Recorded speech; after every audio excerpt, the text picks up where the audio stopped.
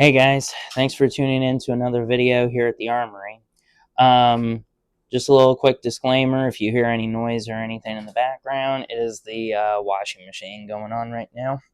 But with that being said, we're going to go ahead and we're going to do the tabletop review of the Beretta 92FS. Just for everyone's knowledge, this has been unloaded and has been safety checked. So this gun is safe and able to handle.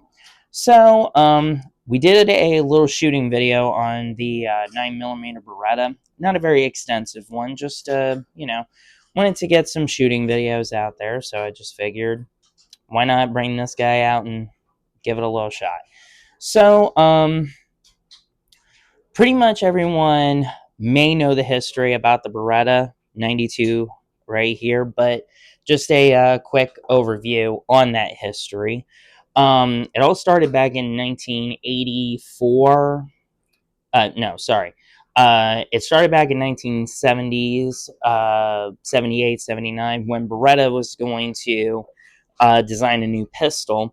And then when the military was looking to replace their 1911s, which have been getting a little long in the tooth there from, World War One, World War Two, and everything in between, they were looking to modernize, and for their biggest reason was to become buddy buddies in the NATO alliance, which I think was the most dumbest thing to ever do. But when it came down to the trials, there was 3 entries that had promise. So Colt had released a more modern day 1911, and there was some issues with the slides, from what I understand in the history lessons. But this guy right here had some slide separation issues, but from what I understand, the slide separation was because they were using a little more overpressured 9mm, and then they just cracked and started having issues. But this guy right here is actually probably one of the most recognizable handguns. Not only that, it is actually a very good looking firearm. A lot of people will complain about the size of it, but for a guy like me with just like medium sized hands, I can get my whole hand around that and have a pretty good perch on the firearm to shoot it very accurately. So everyone has known of this firearm ever since Die Hard in the 1980s and Lethal Weapon in the 1980s. Obviously, this was one of the, I would say, probably the most pop culture icon for a firearm, because it has been used in so many films. It's also been used throughout militaries all throughout the world, including in Italy and then here in the United States, until most recently with the M9, with the M18 and M17. And when it comes to those firearms, there's a lot of controversy going on with them. And with everything that I'm seeing, I would never recommend buying one. But either way. So we've got a 15-round magazine, which back in the 1980s was almost unheard of. I mean, the 1911s could only hold up to about 8 rounds plus, maybe 9 if you had an 8-round magazine with one in the chamber. But this guy was holding 15 rounds, 16 if you put one in the chamber. So back in the 1980s, that was almost the equivalent of carrying a AR-15 or an M16 back then.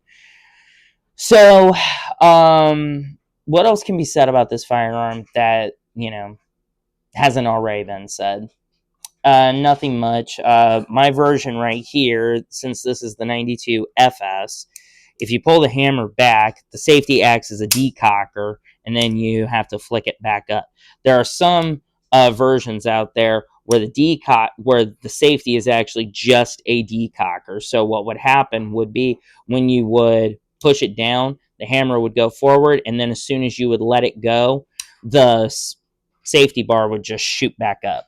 So that is not this model. This is an actual safety and decocker all in one.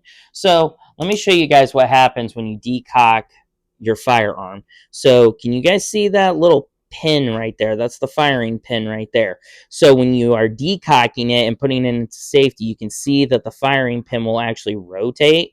So what happens is that when you rotate it, it actually will, and I'll hold this down real quick. Let me get a better perch on that. So when you have this, I guess it's a little difficult with the index finger. All right, so there we go. So when you have the decocker engaged, the firing pin is rotated all the way out of the battery, and what happens is that, and I just did that real quick so my thumb wouldn't get pinched. So what happens is that when that firing pin rotates, it becomes a firing pin block in there that when the hammer is slammed forward, it doesn't hit the firing pin. So this is actually probably one of the most easiest pistols to ever disassemble because it is such a very quick, straightforward design. So you would lock it into place. You don't have to, but it's just one of the easiest ways to do it. Then you push this little tab right here, right there, and then you push in on it. You rotate this plate downward. So you rotate the plate right here downward, and then you release the slide, and then everything just slides right off. And then you would just take out your guide spring right here. There's that. And then you just push this little button. And then the whole system just lifts right out. And then it is a cinch to put back together again. So get that into place. And then you put your guide spring back in. Oh, as long as you don't have a whole lot of pressure on it and shoots back at you.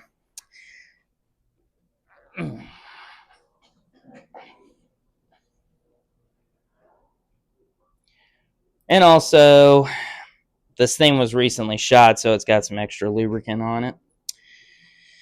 So, go ahead and get that back into place.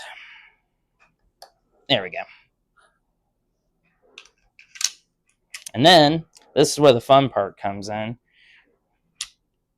So, you slick it on here, and then if you really want to look cool, you just flick that in while you push back on the slide really quick, like this. And then, it looks like you did everything in one clean shot. Empty magazine. Anytime you disassemble a firearm, you should always put an empty magazine in the gun, just so you can check functionality. So, with that being said, thank you guys for watching. Hope you don't mind that little gun malfunction right there while I was trying to put in the guide rod. But it's all good and fun. Everyone has slip-ups here and there. Thank you guys for watching, and I hope you guys have a wonderful day. I hope this video was informative to you. I will post a link to the shooting video in this video. So thank you guys for watching. Have a good day. And remember, shoot straight and shoot safe. Have a good day.